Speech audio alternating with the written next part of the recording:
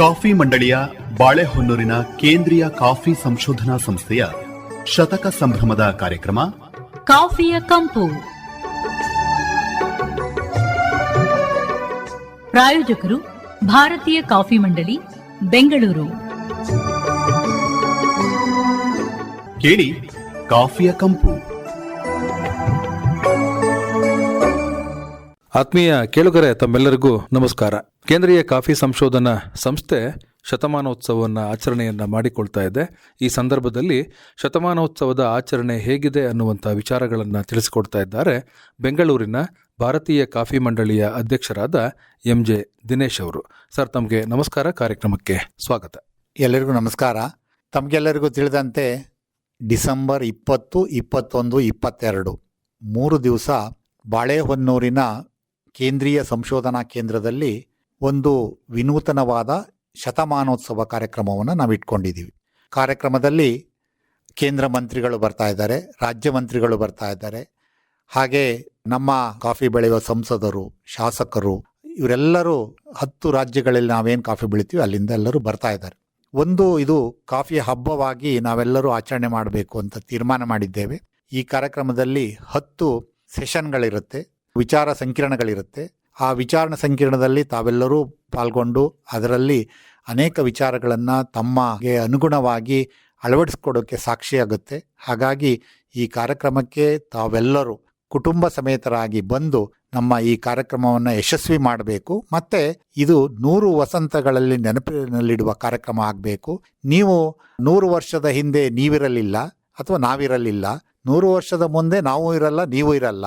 ಆದರೆ ಈಗಿರುವ ಅವಕಾಶ ತಪ್ಪಿಸಿಕೊಂಡರೆ ಮತ್ತೊಮ್ಮೆ ಸಿಗುವುದಿಲ್ಲ ಈ ಅವಕಾಶ ಅಂತ ಹೇಳಿ ತಾವೆಲ್ಲರೂ ಈ ಕಾರ್ಯಕ್ರಮಕ್ಕೆ ಬರಬೇಕು ಅಂತ ವಿನಂತಿ ಮಾಡ್ತೇನೆ.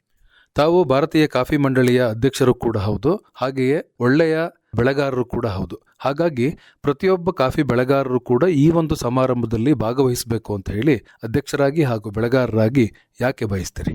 ಅನೇಕ ವರ್ಷಗಳಿಂದ ಕಾಫಿಯಲ್ಲಿ ಸತತವಾಗಿ ಕೆಲಸ ಮಾಡ್ತಾ ಬರ್ತಾ ಇದ್ದೀವಿ. ನಮ್ಮ ಪತ್ರಿಕೆ ಇರ್ಬೋದು, 19 ವರ್ಷದಿಂದ ಒಂದು ಕೃಷಿಕ ಪತ್ರಿಕೆಯನ್ನು ನಡೆಸ್ತಾ ಇದ್ದೀವಿ. ನಮಗೆ ಗೊತ್ತುಂಟು ನೋವು ಏನು ಅಂತ.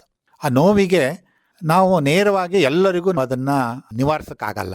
ಆದರೆ ಕೇಂದ್ರ ಸರ್ಕಾರ ಕಾಫಿ ಮಂಡಳಿಯ ಅಧ್ಯಕ್ಷನಾಗಿ ನಮ್ಮನ್ನು ಮಾಡಿದ ಮೇಲೆ ನಮಗೊಂದು ಜವಾಬ್ದಾರಿ ಸಿಕ್ತು ಮತ್ತು ಒಳ್ಳೆಯ ಅವಕಾಶ ಸಿಕ್ತು.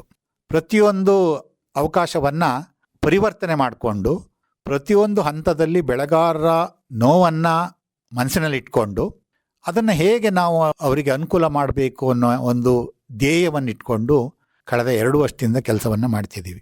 ಹಾಗಾಗಿ ಕಾಫಿ ಬೆಳೆಗಾರರ ಎಲ್ಲ ಹಂತಗಳು ನನಗೆ ಗೊತ್ತಿದೆ. ಆ ಹಂತವನ್ನು ಹೇಗೆ ನಿವಾರಿಸ್ಬೋದು, ಕೆಲವು ಸಮಸ್ಯೆಗಳಿರ್ಬೋದು ಅಥವಾ ಕೆಲವು ಒಳ್ಳೆಯ ಯೋಜನೆಗಳಿರ್ಬೋದು. ಒಟ್ಟಾರೆಯಾಗಿ ಸಮಗ್ರವಾಗಿ ನಮ್ಮ ಭಾರತೀಯ ಕಾಫಿ ವಿಶ್ವದಲ್ಲಿ ಕ್ವಾಲಿಟಿಯಲ್ಲಿ ಪ್ರಥಮರಾಗಿ ನಿಲ್ಲಬೇಕು ಭವಿಷ್ಯದ ದಿನಗಳಲ್ಲಿ. ಅದಕ್ಕೆ ಬೇಕಾದ ಪೂರಕವಾದ ಫೌಂಡೇಶನ್ ಅಂತ ಅದನ್ನು ಇವತ್ತು ಹಾಕ್ತಾ ಇದ್ದೀವಿ. ಮುಂದಿನ ದಿವಸಗಳಲ್ಲಿ ಭಾರತೀಯ ಕಾಫಿಗೆ ಉಜ್ವಲವಾದ ಭವಿಷ್ಯ ಇದೆ. ಆ ಭವಿಷ್ಯ ನಿಮ್ಮ ಮೇಲೆ ನಿಂತಿದೆ. ನೀವು ಹೇಗೆ ಆ ಭವಿಷ್ಯದಲ್ಲಿ ತೊಡಗಿಸ್ಕೊಳ್ತೀರಿ, ನೀವು ಹೇಗೆ ಗುಣಮಟ್ಟದ ಕಾಫಿಯನ್ನು ಕೊಡ್ತೀರಿ, ಅದಷ್ಟು ಭಾರತೀಯ ಕಾಫಿ ಉತ್ತುಂಗಕ್ಕೆ ಇರುತ್ತೆ. ಹಾಗೆ ಕೇಂದ್ರ ಸರ್ಕಾರವು ಅದಕ್ಕೆ ಸಾಕಷ್ಟು ಸಹಕಾರವನ್ನು ನೀಡ್ತಾ ಇದೆ. ನಾವು ಇದನ್ನ ವಿಶ್ವ ಮಟ್ಟದಲ್ಲಿ ನಂಬರ್ 1 ಕಾಫಿಯನ್ನು ಮಾಡುವ ಎಲ್ಲ ಅವಕಾಶ ಇದೆ. ಎಲ್ಲ ಅದನ್ನ ನಾವು ಮಾಡ್ತೀವಿ ಅನ್ನೋ ನಂಬಿಕೆನೂ ಇದೆ.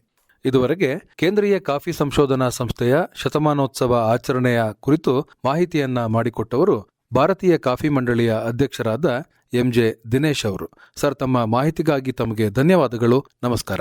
ಧನ್ಯವಾದ ಮಧುಸೂದನ್ ರವರೇ. ಇದುವರೆಗೆ ಕಾಫಿಯ ಕಂಪು ಪ್ರಸಾರವಾಯಿತು. ಪ್ರಾಯೋಜಕರು ಭಾರತೀಯ ಕಾಫಿ ಮಂಡಳಿ, ಬೆಂಗಳೂರು. ಕಾರ್ಯಕ್ರಮದ ನಿರ್ಮಾಣ ಅರಕಲಗೂಡು ವಿ ಮಧುಸೂದನ್. ಹಾಸನ ಆಕಾಶವಾಣಿಯಲ್ಲಿ ಸಿದ್ಧಪಡಿಸಿದ ಈ ಕಾರ್ಯಕ್ರಮವು ಮಡಿಕೇರಿ ಆಕಾಶವಾಣಿಯಿಂದಲೂ ಬಿತ್ತರವಾಯಿತು.